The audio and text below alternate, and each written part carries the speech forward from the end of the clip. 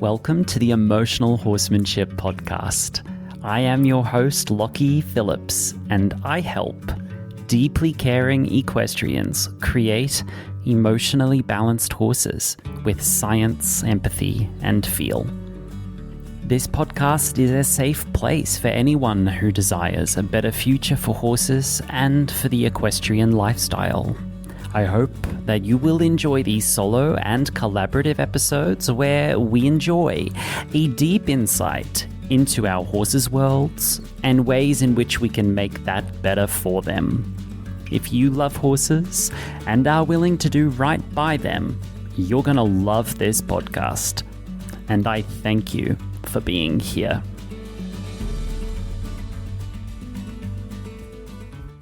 Becks Nairn is a classical dressage, breeding and dissection professional located in New Zealand. Beck says that she started her journey towards dissecting horses because it was a missing piece of her education, and she was seeking answers as to why some horses just can't be helped. Her journey towards classical dressage and why she now has the approach of less is more has been informed by her experiences in dissecting horses and traveling New Zealand, giving dissection clinics. Becks joined me for a really open, powerful, and honest conversation into some of the problems we're now starting to face in horse breeding and in performance horses.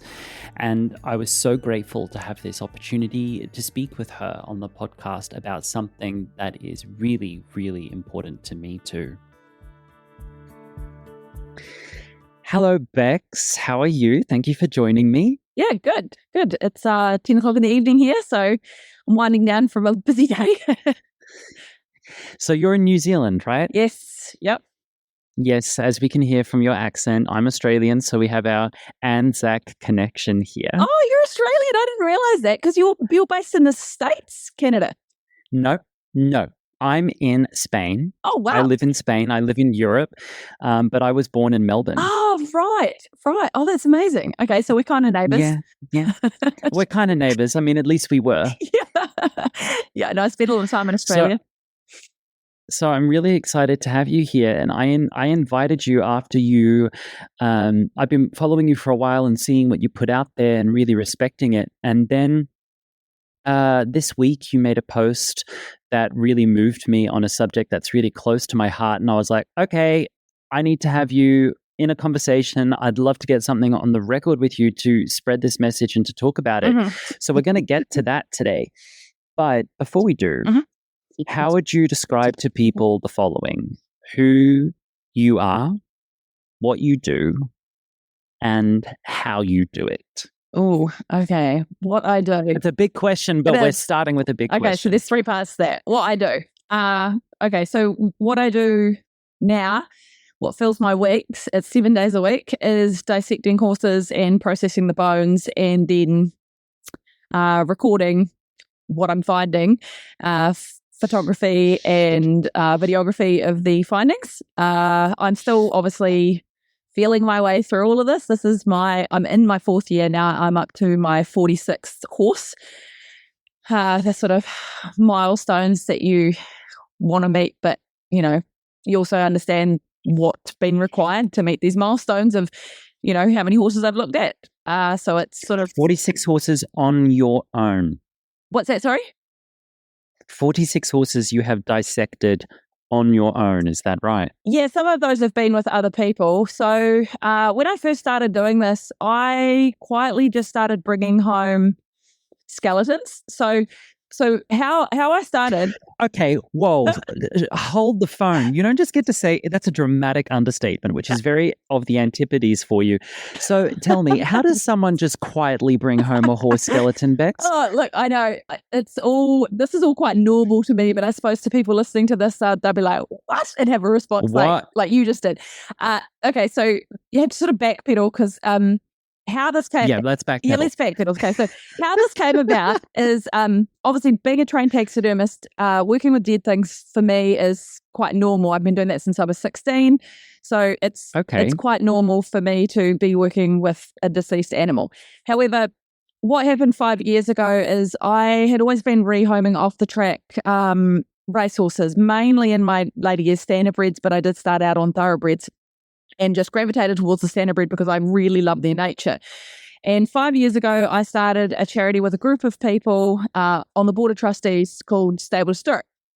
And when that all got underway, after our first year, we noticed that 30 to 40% of the horses weren't finishing the program. They were having mental or physical issues.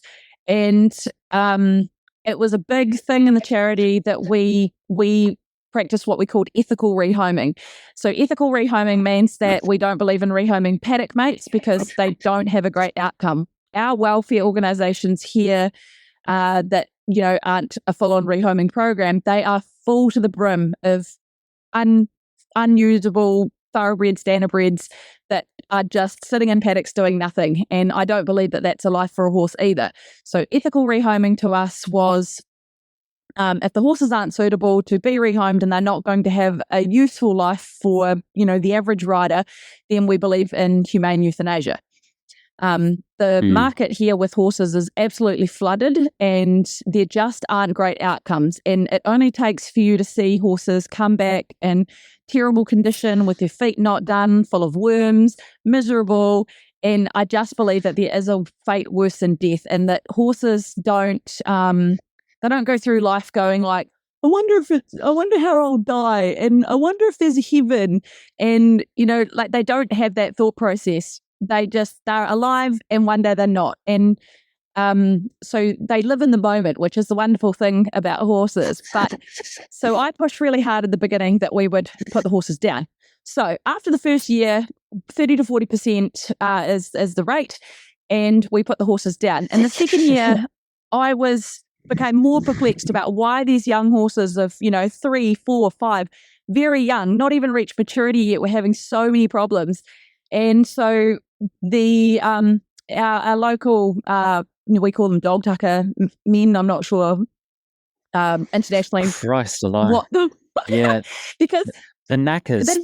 You're right? really okay, at here, the coalface. Yeah, God, you're it's at the awful. coalface of the breeding industry. There, I mean, that's really the pointy end of the stick. And before we go further, I just want to say this because I deal with a lot of very sensitive, very caring horse people, and the decision and the leadership that you have to understand where you are in New Zealand, the industry is flooded. There's not enough safe places for a retired paddock horse, and that the most humane and kindest alternative is to end that horse's life. That is the pointy end of the stick that I'm not sure I would have the stomach to take responsibility for. But you've stepped up to the plate and you're making those decisions, and you've probably saved a lot of horses from a fate worse than death. So you have my bravo for that. Yeah, look, it's not easy. When I first started doing this when I was 18, I used to hear of people putting horses down for what I thought at the time was no good reason. And it mortified me. It's not, I didn't start doing this thinking like, I'm going to put, 30% of the horses that I work with down. It's awful. But you have to, people need to remember I've been doing this for 20 years. And so you see these horses through the entirety of the relationship with the human, the breakdown of the relationship. The horse becomes unusable anymore, and then its options are very limited. I've seen all that play out. And one thing, because the charity was set up in such a structured way and we had so many jobs for specific people, you unfortunately get to see that whole journey play out in front of you in a very structured way. And so what I firmly believe is that it's not only not fair on the horses, it's not fair on the people. Because I think there's such an emphasis on, you're doing it wrong, you're doing this. And yes, that is a big part of it. Obviously, like horsemanship, is everybody should learn, good horsemanship. And quite often it's not the horse's fault and it's a lack of understanding. But when it comes to ex-race horses that might be harboring, ulcers, early onset arthritis, all the variations that I find throughout the horse's body, they're just physically struggling. And then there's a mental struggle for the horse too, because, it's not nice for a horse and a rider to be butting heads and just not getting along, and they both get frustrated, they both get confused. And so that's an unfair situation for both parties to be in. And so, so anyway, I went to the board and I said, look, I actually had the skills to start looking inside of these horses. Would you mind if I actually, once the horses were processed at the knackery, if I brought home, big wall sacks full of horse, essentially, because it's very daunting to jump straight into doing full horse dissection. There's we're talking about 500 kgs of flesh and bone and all the intestines. It is a lot to undertake. So I started doing it, just from a skeletal point of view, and slowly taking apart all the joints. And I would see, uneven wearing of cartilage, particularly in cervical spine in horses, standardbreds. And I would see it in the same place, base of the neck, half of the cartilage was worn down from that high fixed position. So the APJ joints are in the horse's neck and the cervical spine, and when they've been in one fixed position, they tend to start wearing down the cartilage unevenly.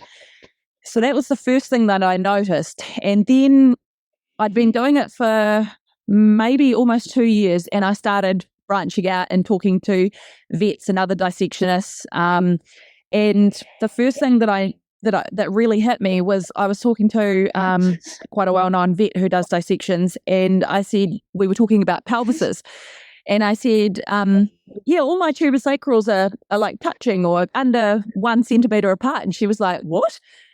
And I said, they're I just thought that was quite normal. It's not what it looked like in the anatomy books that I've got, but that's what I'd see. And she was like, oh, okay, well, I only dissect really, older sport horse types. And she said all of my tuberosacrals would be 3 to 4 centimetres apart, sometimes bigger in heavier breeds or quarter horses.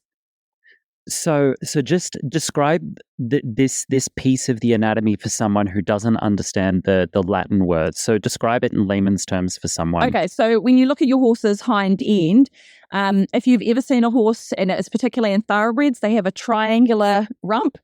So you'll often see the muscle is wasted away. The tuberosacrals sit up at the top of the pelvis like this. And the reason they're really important, and the reason I mean to have it's like the stegosaurus bit, it's like the top of the bone along the back of the pelvis. Yes, or you're good at explaining this stuff. Top of the pelvis, up off the ilium, and then when you see like a thoroughbred that's got a compromised hind end, it's often called a hunter's bump. So what you're seeing there is the top of the two bones, and that normally happens because of a pelvic rotation and can be because of subluxation of the sacrum and the lumbar. So that's really, really common. I see that a lot. And then I started seeing all these variations in the lumbar and the pelvis that I thought were normal when I was just looking at racehorses. Particularly in the lumbar, I'll see the transverse processes all scrunched up. And of course, I was only looking at racehorses, and by this point, I'd looked at, so normal to me because that's all I'd seen, and that was all I had access to. So my first 12 horses, bar one thoroughbred and one warm blood that I had a Swedish warm blood that had ECVM. He was actually one of the first ones that I dissected, but mainly I was looking at the standardbreds. And so then I started looking at sport horses, and all of a sudden, the differences between, I've got quite a few unridden horses in my collection now, and the stark differences between the wear and tear that I was seeing in the race horses compared to the sport horses. And some of the sport horses that I was dissecting, were over 20, and they weren't even showing as much damage as some of the young race horses that I was looking at. So I suppose... We're dealing with, sorry to interrupt you, but I'm sitting here in the perspective of someone who has no idea what you're talking about. Yeah. So I know what you're talking about, but I'm thinking about the people who don't know, because that's who I'm trying to speak to. Mm-hmm. So what you are saying is that you had a selection bias. You were working with mainly racehorses, standardbreds and thoroughbreds, so trotters and gallopers. Yeah. And you were seeing these bodies, you were holding the bones in your hands and thinking they were normal. And then when you spoke to some of your colleagues who are doing similar work with different breeds, you discovered that the bones in your hands were not normal. No. Not normal. So you were dealing with bony malformations plus damage on top from use of the bodies. So the bodies were born a certain kind of way, and then they were used a certain kind of way, and there's two different types of issues that you're dealing with here. Is that correct? Yeah, correct. So one of the worst things that horses have got going for them is that soft tissue damage, so anything to ligament, tendon, muscle, muscle's a little bit faster, but ligament and tendon particularly, you're on a 6 to 9 month schedule to heal, right? But bone can start changing and ossifying in 8 weeks' time. So think about when you... Shit, I didn't know that. Yeah, so wow. When I explain that to people, that's why I see so much osseous change. So think if you fracture your arm and it's just a normal fracture, in 8 weeks' time, 8 to 12 weeks' time, that cast can come off and the bone has re-knitted and healed itself. So that's how quickly bone can react. And I know there's been a lot of studies put out, about how bones will remodel to the workload that they're under, and that is true. However, there hasn't been enough study into the rest of the horse's body, because those studies are done on distal limbs. And so it's just lower legs. It's lower legs. Yeah, sorry. I'll try and talk in lay terms. My job is going to be to translate you to the layperson. I like that. So you just be yourself. Yeah. That. You spend a lot of time when you learn doing this. When I first looked at all the bones and stuff, my language was very, very layperson. And then as you go through your journey and you have to learn all the Latin names and you just stick with it. Yeah, that's normal. Yeah, it's really hard because you want to stay relatable to the lay people. So one of the things that I am really passionate about is not making this too sciencey, because I'm not a vet. I'm not a scientist. I come at this from a completely different angle. And I mainly started looking at the inside of horses because I was so frustrated by the limitations of, retraining them. And I very quickly learned that, even vets will tell you that they're frustrated by their own limitations of diagnostic equipment. And so that's been a really interesting journey for me. Some of the horses that I dissect come with a long vet history. And then you correlate what is in the history to what you're finding in the horse's bodies, and they often don't match. Or there's more damage in an area that's had like a compensation problem, and that's actually been the red herring that the vets have picked up on. So I think we're really in early days with diagnostic equipment for horses particularly, and it is getting better, but massively expensive. Just not available. Massively expensive. Yeah. And so you were getting really, really frustrated in your non-profit work, trying to help horses out of the racing, both trotting and galloping system. And you said that you had a 30 to 40% euthanasia rate from these horses because of behavioral problems and potential diagnoses as well. Is that right? Yeah. And so you started processing these poor animals' bodies. So once you started processing these animals' bodies, what did you begin to find under the surface? So the biggest thing is joint degeneration. So breaking down of the cartilage within the joint. Most racehorses, I will find some kind of breakdown in the cartilage, particularly normally in the fetlocks.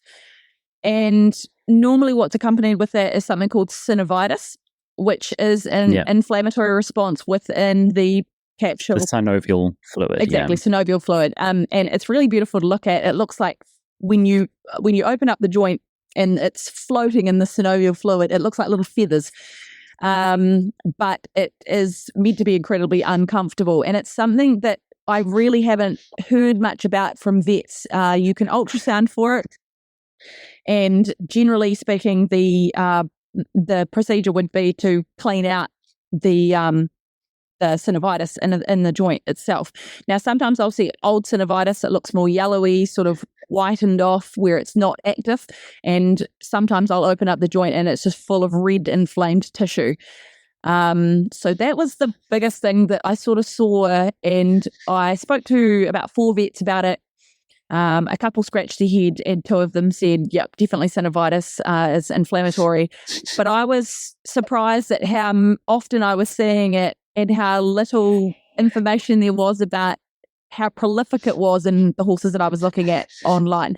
And that's something that has happened quite often. It's like, I'll for example, I'll often see when there's damage to the pelvis that there'll be damage to both femoral heads. So top of the thigh bone, if you will, going into the pelvis, sort of a ball and socket joint. And, something that's really common in humans is a hip replacement. They get osteonecrosis in the femoral head, and they chop it off and they replace it. And that is something that I see really, really often in the racehorses that have a compromised pelvis. Is like you open up the joint capsule and there's this huge bruise on top of the femoral head, and it's been worn down to bone. And what I started doing was actually chopping the area in half, so sawing the bone in half, and there's just this huge deep bruise that goes right through. And when the bones dry out, the bone matrix inside of the femoral head has actually been crushed. So there's all sorts of... And how old are these horses? How old are they? The youngest one's been 3. Okay. All right. Okay. So when I started my work as an instructor, it was... I was reticent to step into the teacher and quote unquote leader role because I just really loved horses and wanted to have it as like a private thing for myself. But I was standing around in these various environments watching these potentially egregious practices, horses under huge amounts of pressure, horses being forced to comply, horses being pushed. And no one was getting nowhere with some of these horses. And I've got some specific memories in mind. But I would step in, and the genesis of my work was to say, time out. Yeah. Everybody stop. Yeah. What you're doing. Yeah. Think about what you're doing. Stop the craziness. A 3-year-old horse with a crushed hip joint. What the hell was happening to this animal that they were used to the point that their hip, the bone of the hips crush? I know. What is going on? Becks, tell me, before I tear my hair out, what is going on? Well, we're using horses' bodies before they've reached maturity. Say that again for the people in the back. We're spending horses' bodies before they have reached maturity. It's just... And what is maturity age? What is maturity age in your perspective? 6 to 8. And when I say that, I mean 8 is at the higher side of maturity. But people don't realize that there's ossification processes that are going on right into the mid to late teens. Suture lines and skulls don't start closing until, 14, 15 years old. And that process continues throughout the entirety of the horse's life. So, the big thing for me is the pubis symphysis in the pelvis. Your horse's pelvis is in 2 halves until it turns 6 years old. Now, 2 weeks ago, I dissected a 5-year-old standardbred. And I get down to the pelvis, and one of my favorite things to show to people, just because I have found that you actually have to horrify people to shock them into going, oh, wow, I should be paying attention to this. Right. So I take the pelvis out of an under 6-year-old horse. This horse was just over 5, and I break apart the pelvis, along the pubis symphysis, because it is not fused yet. You just go, pull, and the pelvis breaks in 2. So that's a 5-year-old. So you, a human woman, and you're not a bodybuilder. No, I'm not. You're not a bodybuilder. Just an average woman. You've been able to, with your regular arms, and most horse people have a more than average grip strength, especially if they're riding on contact, but that's another conversation. With your regular upper body strength, you can take a 5-year-old horse's pelvis and pretty easily break it in 2. That is correct? Correct. So people don't realize, but a foal's pelvis actually starts out in 4 parts. Okay. Yeah. So it starts out in 4 parts. I've got a really great video on my Patreon looking at a foal's pelvis, and it's amazing. It's a wonder to behold. So 4 parts, right? The acetabulum starts out, which is your hip joint. The hip cup. Ball and socket. Yep, ball and socket. So we're looking at the socket part. That starts out as a complete cartilaginous joint with a join through the middle of it. So your pelvis starts out in 4 parts. Now around like Lego. Yes, like Lego, exactly the same. And so about 14 to 16 months old, that turns into 2 sides, 2 halves. And then at 5 to 6 years old, that starts to fuse, and where the bones, you get something called osteophytes, and they knit together like this, and then they come one piece of bone. All right. It's sort of like taking two pieces of plastic, melting the ends, and then joining them together and allowing them to dry. They sort of permanently fuse, or like welding metal together. That's how the bones form. Yeah.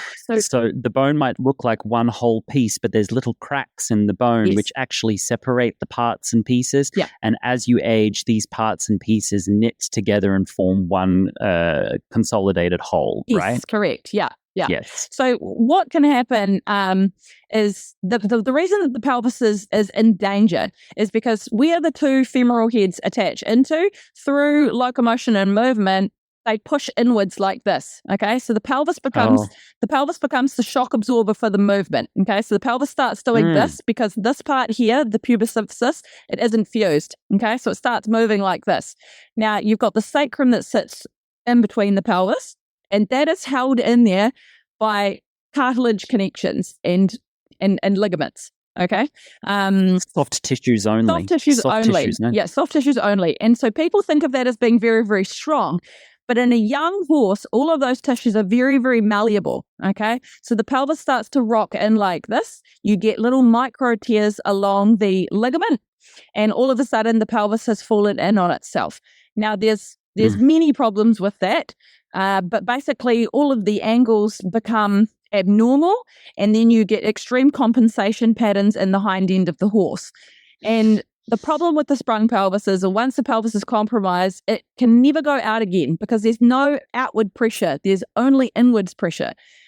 And so when I started, doing full dissections and seeing all of these connections, and when I started dissecting foals and just seeing how loose and fragile all of this is, it blows my mind that people haven't sort of put two and two together. Like, why are horses breaking down so early? And yet a lot of the studies are geared around promoting that early work for bone. And it's really difficult to find a balance between all of the information that's around. But a lot of the information that I'm seeing just doesn't match up with what I'm seeing in the horses' bodies. And so, well, we have to think about who is financing the studies that point to weight-bearing exercise and heavy exercise on young horses being of a benefit for their bony structures. Who is financing those? Is it the racehorsing lobby? I don't know. I'm just asking questions. Yeah. This is my perspective, right? I'm often at the pointy end of the stick of this as well. You are at the coalface in a different way, but I'm at the coalface as well because with emotional horsemanship, I often get people who present to me what they describe as emotional horses. Yeah. 9 times out of 10, an emotional horse has an underlying diagnosis. Yes. 9 times out of 10 in my experience. I've got very specific stories. Horses that became hugely aggressive. They called me as a trainer, and what the horse actually had was a blood-borne virus. They needed penicillin, not a trainer. Yeah. It was a blood-borne virus that inflamed the anger circuits of the brain. Yeah. Or a horse that was incredibly aggressive and actually had PSSM2, now called MIM. Yeah. Or horses who were becoming difficult to ride forwards. They were getting sticky and they actually had ECVM, like their lower neck was just a mess. So, and the list goes on and on and on. Now, I can help that horse at an emotional, behavioral, and mental level to overcome the traumas associated with this. But 9 times out of 10, in my experience, these horses have a diagnosis. And just last week, I had a client come to me in North America with an off-the-track thoroughbred. They presented video to me and said, it's really weird. She's pinning her ears and swishing her tail when I ride her. And I watched this video and I saw a mare try her heart out to keep going. And I said, this is discomfort. And I spent, instead of an hour talking about training, I spent an hour trying to talk to them about these diagnoses. And her face was just crestfallen. Yeah. Because you watched this entire fantasy that the owner has built in their head about rescuing the thoroughbred and having their equestrian fantasies and their dreams and their riding aspirations. You can watch all of that slowly crumble, and now they've become the manager of a major health problem. And that takes a very specific kind of owner.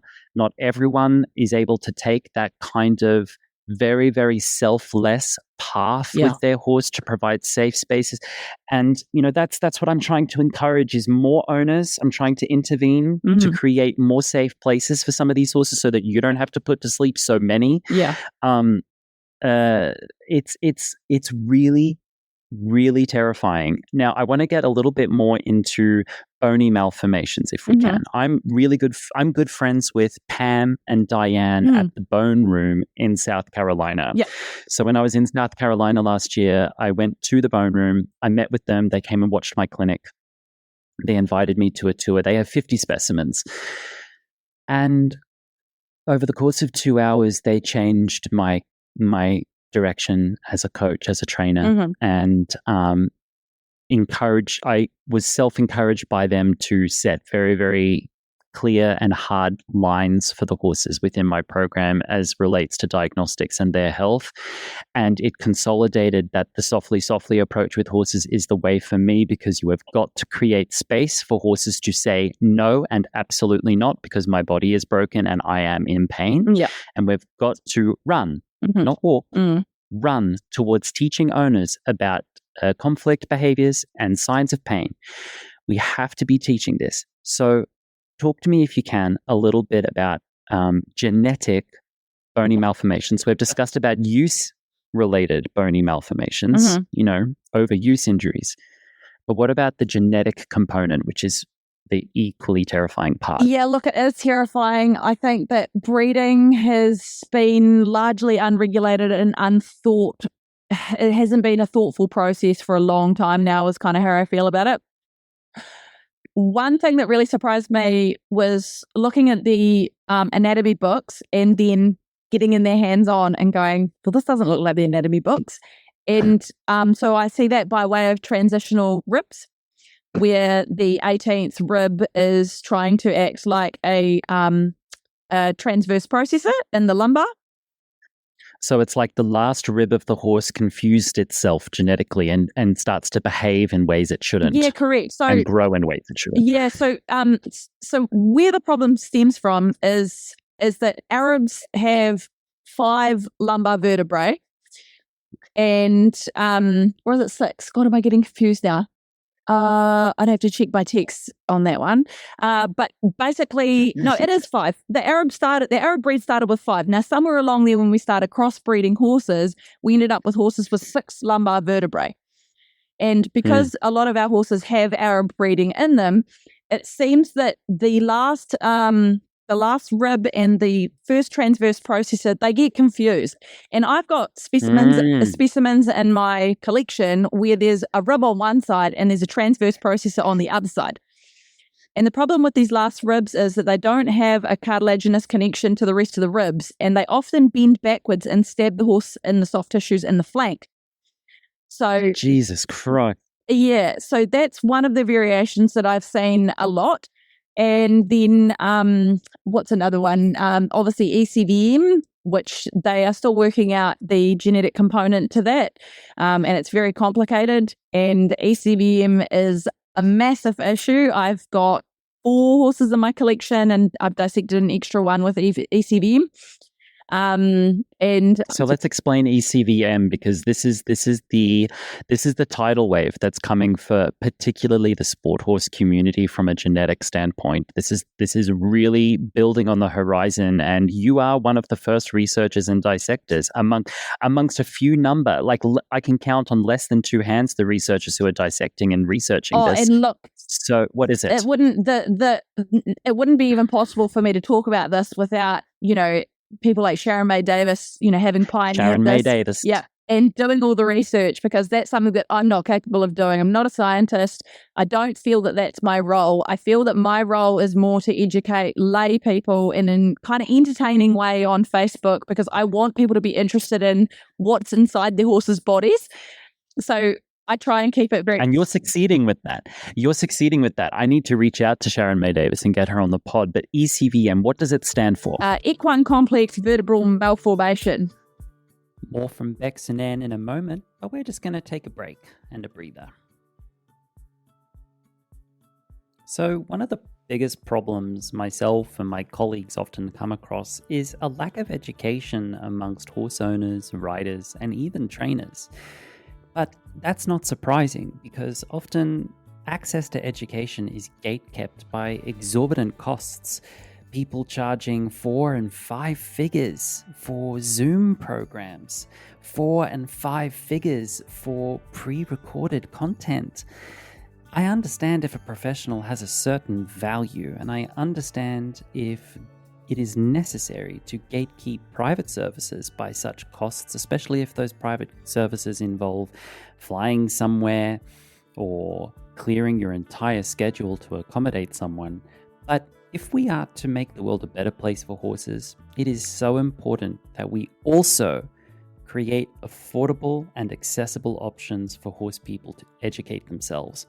That's why the Emotional Horsemanship video library is so important to me. It is so important to me that I can continue to create accessible options that are both affordable for me to deliver and affordable for you to integrate with. Though a clinic or a retreat with me might be more expensive, you can certainly learn about emotional horsemanship on a video library for less than a cost of a lunch.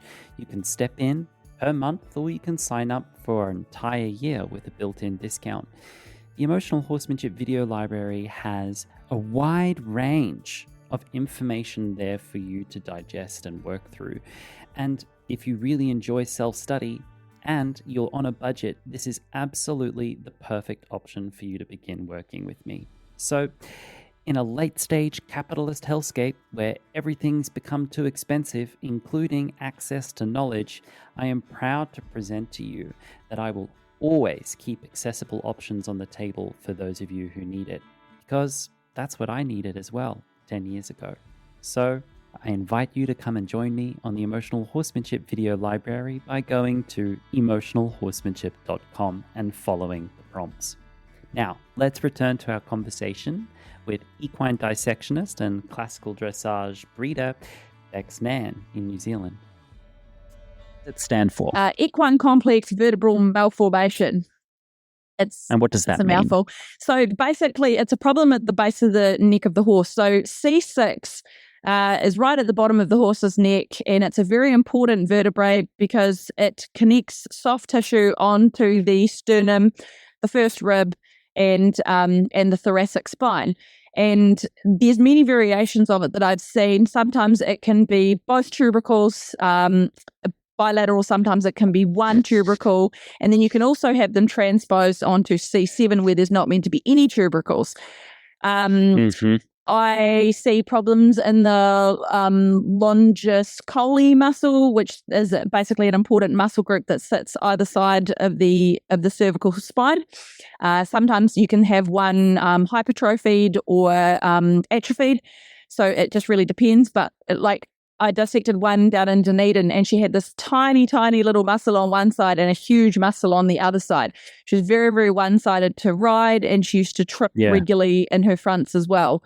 Something that I've seen twice now is compromised nerves in the neck. So you've got the brachial plexus nerve bundle that's in the area. And something that I saw just the other day with the thoroughbred that I dissected, I couldn't find the nerves on one side. Like normally there's a huge branch of them that, come out, and I couldn't find anything. And that was when I sent you the video of her sort of buckling at the knees. And the disappointing part about that, Mia, is that she was seen by a very well-known veterinary surgeon here because her owner said she's got something wrong with her knees. She buckles over at the knees. And the owner thought it was in the knees. But oftentimes when they struggle with locomotion and their own biomechanics, it's because there's a compromise in the front end. And she was missing both first ribs, no attachment to C7. So, and she was born this way. Yeah, this was born this way. Yeah, so that's why ECVM is such a big problem, because you want to try and breed it out of the genetic, the genetic pool, if you will. And I know a few other. Who told me the other day there was a problem in Appaloosas that they managed to breed out. Was it? It wasn't. No. Oh, what did she say? I can't quite recall now. But there was a problem. There was a genetic problem. They tested for it, found the genetic mutation, Marker. or marker, Yep. and they've managed to pretty much breed it out of the breed now. So I think that's really important moving forward, that we have these genetic tests so that you can at least make an informed decision. And then the hard part about ECVM is that there are horses competing at World Cup level and show jumping and Grand Prix dressage because of the very hand-dominated riding that we see these days in modern sport. If you hold the horse's neck up with your hands and you've got a bilateral malformation, you can get away with it. It's much harder if it's a one-sided malformation, because these horses tend to be very, very one-sided. But when they're missing both tubercles on C6, they're just really super loose in the neck, and they sort of rotate the shoulders. It's bizarre. Everything just looks sloppy in the front. And if you're a very hand-dominated rider, you can get away with riding those horses. Wow. Yeah. Okay, and I'm gonna reach out to Dr. Sharon May Davis and Pam and Diane. Yes, I want them to speak, and I'm also going to reach out to my colleagues Helen and Elaine in North Carolina, who at the coalface again with competitive horses who often have had this diagnosis. And I'm also going to be talking with Celeste Lazaris, because she's at the biomechanical edge of the front end of horses, and I'm going to be really trying to spread this message because, as I understand it, early indications, this is not confirmed yet, but early indications is that somewhere between 40 to 60% of thoroughbreds and possibly possibly warm bloods have a version of ECVM. That's 40 to 60, 40 to 60% of these horses have been born with bones that are not formed properly. They don't have attachment points. They are missing whole nerves. They're missing blood vessels. They're missing stability in this region. And yet the base of the neck, if we look at classical riding and correct preparation from an equitation perspective, the base of the neck is a crucial component for horses who are ridden, because this is where they get their stability from. And we're building riding horses whose bodies in their crucial components are basically liquid. Quicksand. Building a house in quicksand and wondering why the house has got problems. And so many of these horses have behavioral issues, but even more terrifyingly, some of these horses don't. I mean, what I loved about the bone room was that each of their bones didn't have a number on them, but a name. And they had dossiers on each of these horses. And one of the dossiers said something like, was a very good boy, never aggressive, always compliant, always cooperative, and yet had these catastrophic injuries. Catastrophic injuries was green lighted by a vet, escalated the pressure in the training, another catastrophic injury, no diagnostics found, green lighted by a vet again, and things just got worse and worse and worse. And it was only upon composting of the bodies that they discovered these diagnoses. And that's the terrifying part, is the diagnostics component that you mentioned earlier in our conversation, is that we are so limited in diagnostics. And some of these problems, both use issues and injuries and congenital malformations, genetic malformations, cannot be diagnosed in a living horse. No. So two things that have really hit home for me doing the dissection work is, one is all behavior from a horse is genuine. Love it. Say that again for the cheap seats in the back. Say that again. All behavior from a horse is genuine. It's a genuine, attempt to communicate with us. And the second thing is if you are not paying attention to the subtleties, your horse is going to start screaming at you. And that's because of the way that horses are wired. They are compliant. They want to do the right thing. They don't want to be reprimanded, and I often see horses that by the time they come to me, they're already at the screaming stage. And the people that own them, they're not bad people. It's just that we have to rewrite the way that people are approaching horses. And so, I take my hat off to you still being able to do the training stuff, because I couldn't do it any longer. I just saw so many great horses with people who just weren't switched on to the emotional needs. They've got barely any empathy for their horse, and it's not their fault. It's because a lot of us, particularly in New Zealand, we came up through a system where it was like, pull harder, kick harder, whip harder, put a harder bit on. And so you're not really treating the root cause of the problem. You're just slapping something more severe onto the horse. And what does that say to the horse? It says, I don't care about how you feel. And so this is the biggest problem that I saw in the race horses, is that they had real trouble communicating to us their true level of discomfort. So I knew that if they were coming to me and they were showing aggression, or they were kicking out, or they were rearing or bucking or whatever it was, that horse had already gone too far. Too far gone. And okay, if you're a very, very good rider, there are a lot of things you can help. Even if there's been bony changes, you can still help the horse to move in a better way, depending on what the problem is. That's not a blanket rule for every horse, but you can help to a certain extent. However, ulcers is a big problem that I find in horses, and the ulcers become cyclic. Because if there is an underlying issue in the bones or the structure or whatever, or there's a pain-related issue, they become cyclic and they just keep going. And I mean, I don't think that keeping a horse on low-dose omeprazole for the rest of its life is really a solid management strategy. No. Yeah, huge ethical questions. And what I learned really early on with the dissection work in the bones, because I've got a large collection, I'm actually on Thursday heading off to our up in North Island to do a dissection, and I take my bones around and do bone clinics. Because being able to handle the bones and see them firsthand. The bones don't lie. They don't lie. And I don't really have to say too much, because what I love about it is that it opens a conversation and people have their own epiphanies. Much like when you went to to Pamela's bone room, like it's just the bones do the talking for you. And people have the same reaction when they see when we do the dissection and you take off the skin around the face, and they see how close those nerves are right under the skin.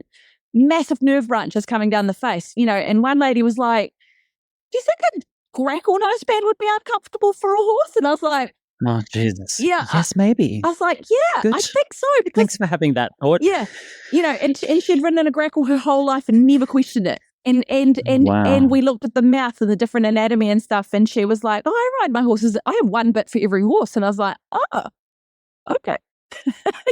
Good. People are having their own epiphanies at the dissections, and it's changed things from like I felt like I was beating my head against a brick wall teaching, to people are coming to these realizations on their own. And I don't think anybody, even people in racing, one of the most common things I'd hear from trainers all the time is how much they love their horses. And I think they really do. And I do think that they get a great level of care, but I liken it to being kidnapped and you're fed really good food. Yeah. Like, I don't think that makes it mentally better. So I think that we're at a stage now where we really have to question what's an acceptable level of wear and tear on a horse's body. Because I don't think that the point is to arrive at the grave in pristine condition without having spent some of your body. But what's the reasonable amount of time that we would expect a horse to make that through to? To me, it would be 18 to mid-20s. At least. Yeah, at least, usable life where they're still very active and doing, all the things that you want to be doing. And if they're crapping out essentially before then, I think that's premature spending of the body. And so as a society, we have to decide what is an acceptable level of usage on a horse's body? What's an acceptable level of wear and tear? And there's often a very, very ingrained cultural and societal pressure there. I've had people turn their noses down at me and my horses because they'd say, oh, low mileage, so of course it's easy for you. And it's like, yeah, but the horses have been with me for the longest time. I haven't contributed towards their arthritis, or the one that's been with me when I got him before the damage really took hold. He's got no arthritis, considering that he's a heavy horse and he lived in hard conditions. He should have, but he didn't because I got him at the right age. Yeah. My Soreno, who came from that Haranatsuki, I haven't said this publicly, he's got pretty severe arthritis in his front legs. Yeah. And he's 10. Yeah. He's 10. Yeah. He's 10. And he comes to me because he had a reoccurring high suspensory issue. And when I looked at the feet, he had canker in the left front that had been there reoccurring for a couple of winters. Yeah. I cured it in 6 weeks. Wow. In 6 weeks. Yeah. Yeah. metronidazole, got rid of it in 6 weeks. He couldn't bear weight through that foot properly because every time he stepped onto his central sulcus, it hurt. Wow. Yeah. You scraped at the canker with your little finger and it bled. Such delicate And structures as well. This, when you look at his sternum and at his pectorals, his left pectoral was bulging out of his body and his right was sucked back. And this horse was working at a Grand Prix level. Yeah. And with top trainers in the industry who have a reputation for being very horse focused. Yeah, and he was very front heavy, that horse as well, wasn't he? Well, he's front heavy, but you should see him move now. It's just like pouring liquid forward. He's really coming into his body, and his serratus ventralis is opening up, and I'm working with Celeste on his thoracic sling. But what's really important that we say is that yes, we should be running, not walking, towards understanding our horse's biomechanics and looking at compensations and releasing their compensations and looking at healthy movement. But some of these diagnoses that these horses are born with, their compensations are holding them together. Oh, 100%. Yeah. And we should not be decompensating an ECVM horse because it's the compensation that's stopping the entire body system from utter collapse. 100%. And that's where it becomes an ethical issue even within rehabilitation. I just last week put down my last rehab horse, my standardbred bourbon that I'd had for 6 years. You know, he came off the racetrack just mentally and physically so fried, absolutely fried. I couldn't rehome him because he was such a talented horse, and I had a connection to him. Bit of a trauma bond, if you will. But I finally had to put him down last week, and I probably waited 6 months too long, to be honest. He could no longer have his feet done, and I found, you know, many internal issues, and it makes me feel a bit shit. But I really struggled with my own horse. You know, he was my last connection to like doing the rehab work. But you know, my Swedish warm blood that I put down that had ECVM, you know, he was the first horse that I felt that couldn't, there was just a reason that he couldn't sustain the work. Like you'd get him to a point and you'd make progress, you'd turn him out for a month, 2 months, and you'd bring him back. It was like starting all over again. And I was like, there's got to be a reason why the work doesn't stick, why he goes backwards physically so quickly. And he had ECVM and then had secondary problems from that as well, you know, like he had a dysfunctional lumbosacral junction where one of the nerves comes through in the lumbosacral junction, and the bone had actually spurred from the lumbar into the sacrum, and that whole area was locked up. And I believe that was just a compensation of what was going on in the front end. And then he had kissing spine because he'd always move in tension. He just physically couldn't let go of the tension, you know, and we had moments where he'd go, and then he'd go, I have to go back there. And I was like, and I'd be like, what's going on? I don't feel like this is a miscommunication, because you'd give the aid, he'd give the response, and then he'd suck back. It was like, I'll do it because you're asking me and I understand, but I physically cannot hold that posture for long. And so that was why I really started asking myself questions about whether or not this was ethical. And he did a couple of weird things where he'd hold his tail up really high like an Arab, but he'd only do that when you got out of a walk, and that felt like a compensation as well. So, you know, and this horse wasn't bucking me off. He wasn't rearing. He just was incredibly tense. And yet, for all of the things that I found in his body afterwards, he should have been dumping me. I see. So this journey for you started very, very personally with a storyline with your own horse. Yes, it did. Yeah. Is this right? Yeah, and I poured money into that horse. I mean, you know, who cares about the money at the end of the day? But, you know, they're bottomless pits of trying to work out, you know, is it feet? Do I need to do something differently with the feet? Is it feed? Is it saddle? You know, there's just so many things. There's so many options these days, which is wonderful. But sometimes none of that matters. Okay, this is really important that we tell this story, because my horse Caleb is very, very similar. He's 22, came to me when his owner was killed by one of her other horses, and Caleb was attacking everyone. And when you look at his body, I call him a BMW. Okay. You know, of horses Yeah. because he's body made wrong. Yeah. Body made wrong. Yeah, right. He doesn't, like a lot of these thoroughbreds, they look good. You know, Yeah. Caleb doesn't even, he's got the most beautiful face, but he doesn't even look good. Sway back. He's got like the hind end of a thoroughbred, the front end of a Shetland pony. It's just, it's all a thing. And before I knew what I know now, I thought that through horsemanship, everything was possible. Mm-hmm. And I thought that through relationship work and building trust, everything was possible. And I got Caleb in 6 weeks from couldn't touch him, chasing people and attacking people who fed him, to 6 weeks later, I could sit on him, no saddle, no reins, no nothing. And he would just be like, "What are you doing up here?" I'm like, "I don't know. Yeah. What are you doing?" Yeah. He's like, "Do you want to do something?" He's like, "Okay." And he would just sort of take me around the paddock, just full of grace. And then he would stop and go like this with his face and bite my leg. Ooh, and right. I was like, that is an ouch. Yeah. Now, no disrespect, but people in his life prior to me described him as dominant, described him as a bully, described him as dangerous, described him as difficult, and were frustrated that for 10 years they had built this horse and then got to a point and he wouldn't go any further. And many trainers, including classical and hand trainers, came in and said, "Well, you know, through classical work, everything is possible. He's just got to learn to be light on the forehand and to carry himself and everything's possible."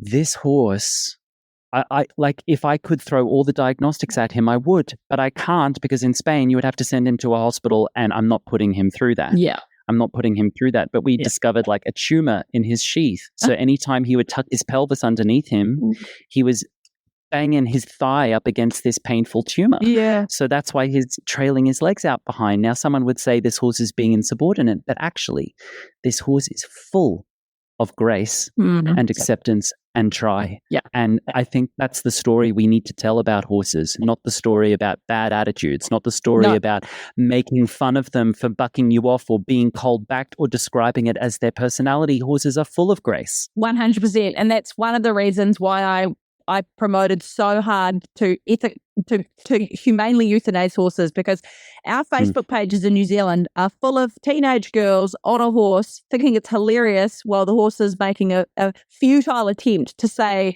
"I'm in pain, I'm uncomfortable, get off me." And they're like, "Oh my God, like, oh, he's, you know, and he barks and that's so funny." And they just sit there or they take a photo for Instagram or whatever, you know, casually sitting there as the horse is kicking out. Or I can't stomach that. And I won't feed into that. You know, like if a horse is struggling, I don't want to rehome it, because here there's not enough people who are interested in taking the time, building the connection. You know, for a lot of people, horses and the horse-human relationship is a hobby, or it's just something that they do in the weekends, or it's an interest.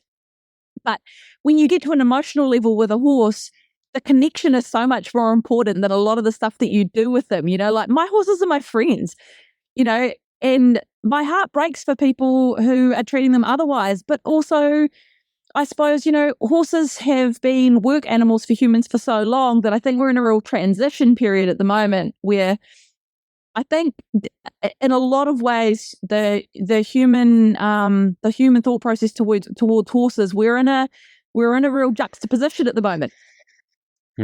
And I try not to be judgmental of people, because I know it's such a journey. And look, I didn't start out with the level of empathy that I have now. It's taken me a long time to build that, and it's taken me a lot of times to get it wrong.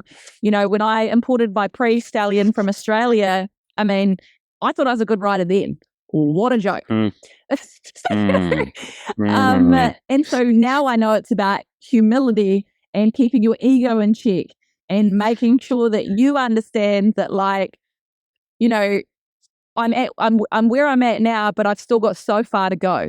And one of the reasons that I love dressage is because it's the pursuit of perfection that you'll never achieve.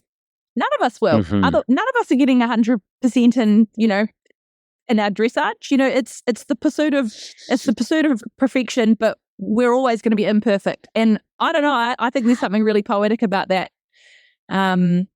That sort of, you know, striving for that. So that's sort of how I've felt about the journey.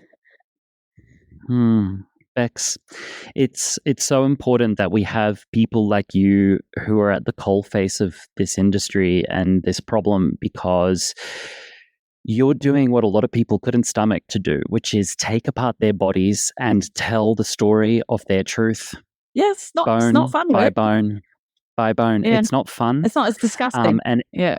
it's disgusting. Yeah. And you've made a decision to put your shoulder into that yoke, and you have my full support and admiration. And if there's anything I can ever do to help you spread that message, see me as a friend, I'm ready to link arms with you and people like you and to move this forwards, because we've got to do better, and we must do better. Yeah. Because not only for the horses, but for us too. You know, do we want to be on the right or wrong side of history? And by the way, equestrian sports is more dangerous than motorcycle riding, ... Perhaps because horses aren't serial killers. Horses are potentially dealing with pain and problems that we've either bred into them or trained into them. And if we just stepped back and adjusted a 2% of adjustment in our approach and our work, would be of a huge benefit. We're not talking about necessarily reinventing the entire wheel, because most people have got 95% of everything on point. They just need to let go of maybe 5% of something and say, maybe my horse isn't naughty. Maybe I can just pause right there and stop the ride, and let's consolidate their body, and let's look at a couple of diagnostics. Let's not push them through it. Let's not bit up. But everything else they're doing might be great. The horse might be accommodated well, fed well, cared for well, trained otherwise in a good manner. And we're not asking people to let go of everything. We're just asking to consider this extra little bit. Yeah. Yeah. And have realistic expectations of what your horse can comfortably do as well. A lot of times when I'm going out and assessing horses for people, I'll, say, okay, well, if it's not coping to jumping a meter 10, are you happy if it's just a happy hacker? And sometimes the answer is no. They're like, no, I want a show jump and I can't keep 2 horses or whatever. So this horse has to go. Some people are just matter of fact about it. Everybody's working with horses for different reasons. And I don't think that we can't ever legislate away people's, decisions. And so that's where it becomes really tricky. So, and everybody's ethics and morals are all different. And I get a lot of pushback about the stuff that I talk about. But I think at the end of the day, you've got to peel back the curtains. Somebody's got to be real talking about this. I don't really... I'm not a vet, so I'm not bound by the rules that vets are bound by. And look, I do work with a lot of vets, and I know that a few of them would like to be more involved, but they're worried about the pushback from their own profession. So the goal for me this year, and I'm working with a couple of people, I've got a wonderful team here of vets and body workers, and we're trying to set up a professional facility in order to operate these dissections from. And I would love to get more vets on board. Like, I really do think a lot of them are missing out seeing all this stuff. And the vets that I do work with, they're like, this is amazing. I just don't understand why more people are not getting on board. But I think at the moment there's a real disconnection, and I wish and I hope and I pray that it will come together, and that they just come to me with an open mind, because I'm not trying to replace them. I'm not trying to be a scientist. I'm not trying to do all these things. When I first started talking about this, there was a lot of people who were very negative, and I was like, oh, just I don't want to get involved in that. I literally just want to make anatomy interesting to the lay person, so they start thinking about other things that might be happening in their horses' bodies that they haven't thought about, because there's not enough information just freely, given on Facebook. And it's such a wonderful platform to be able to share information with people. And yes, I do sell content on Patreon because I work 7 days a week. And if we work out all the hours, I'm getting pittance, but it's better than nothing. And I changed my entire lifestyle to be able to do this work. I live with my 3 children and my partner in a truck trailer that we converted into a tiny home, so that I could take the financial hit that I was going to take for me to be able to just put my head down and work and release this stuff. I've made huge sacrifices because otherwise it wouldn't be possible, because how else would you do it? Who would finance this? No one. Nobody. So, yeah. You're a hero. You are that's like, I'm not being facetious. You're a hero for taking this on. Yes. Do you know how much of a pioneer you are? in that respect? Well, I don't feel that I and am. How brave you are? I don't feel that I am. I just like... I'm letting you know, people will hear your story and hear you talking about the sacrifices you're making for this message, and they will see you as a pioneer and a hero. It makes me uncomfortable, but I know. I have a complicated relationship with compliments as well. That's what I tell people when they compliment me. I just say, "Thank you." I have a complicated relationship with compliments. Yeah. Moving on. Okay. Yeah. Okay. Yeah. No, so I completely understand. I'm going to start sort of winding down, and I've got these 3 segments or questions I like to finish with. Okay. And we've already been discussing them, but let's summarize them. And the first one is, in the equestrian industry, there is a steaming pile of something in the corner that we need to muck out. Something in the industry that makes you think and say, what the muck? What is that? What is that one thing that you would muck out of the industry? Oh God, I can't really probably say it in one word, but my answers are always complicated. But I always say to people, a calm horse is a happy horse. I hear too often like, oh, horses love to run, or they love to jump, or like a horse will be running at a fence, flat stick. They're like, look how much he loves it. I'm like, he actually looks terrified to me. So a calm horse is a happy horse. And I think that we need to get rid of and muck out this idea that a frantic horse is enjoying its job. Happy. Yeah. Love that. Yeah. That's amazing. And you've already been speaking to it, but if you could encapsulate it, there's a tide of change occurring in the equestrian industry right now. We are looking down the throat of more or less a wholesale paradigm shift in the equestrian industry. So how are you in your corner of New Zealand contributing towards that tide of change? I'm attempting to put out content that is relatable to the average horse person, that piques their interest to want to know more. And everybody's journey to learning is personal to themselves. And I hope that sometimes people will see my videos and it triggers a response in them where they go, I need to know more. Where can I get more information? And they go off and they start their own journey of like self-education, because everybody's journey is so different. And so I hope that I'm inspiring people to just learn a bit more, read a bit more, or follow somebody's program, a bit more closely, or invest in that learning is what I hope I'm inspiring. Amazing. And lastly, what is home for you? All of us are on learning journeys, but many people are on learning journeys that never go anywhere and never come back home somewhere.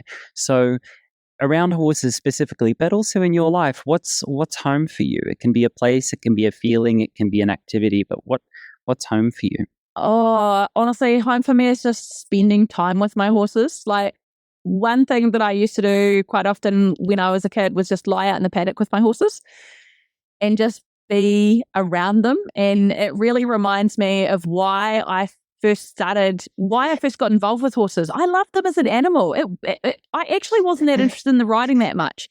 The presence of horses is something really beautiful, and they've got so much to teach us. And so home for me is literally just being present with my horses with no expectations and just breathing with them. You could be standing beside them, and sometimes I'll just do a huge inhale and the horse beside me will just go, and I'm like, yeah, I feel you, buddy. Yeah. It's that connectedness that I don't think enough people are just paying attention to, and they're missing out. The horse is missing out. They're missing out. And I feel sad for those people. So home for me is just the presence of horses.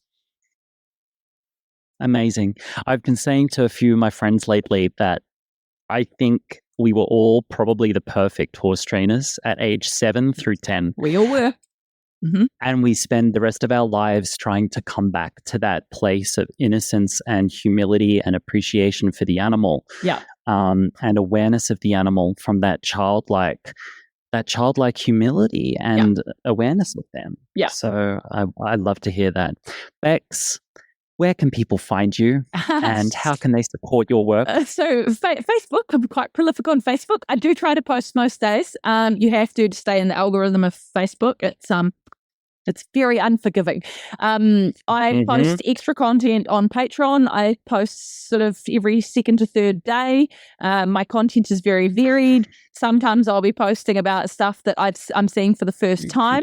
It's literally a lot of just documentation of what I'm seeing in the horse. And then I will often have to go away and talk to vets and the relative people and do my own research. And quite often I actually don't have answers. I can't find any literature on what I'm looking at. So that does happen often too. But I think I put out a lot of varied content on Facebook, and I've committed to doing a training series this year as well. But to be honest, that's being very difficult because I'm dissecting 2 horses every week at the moment.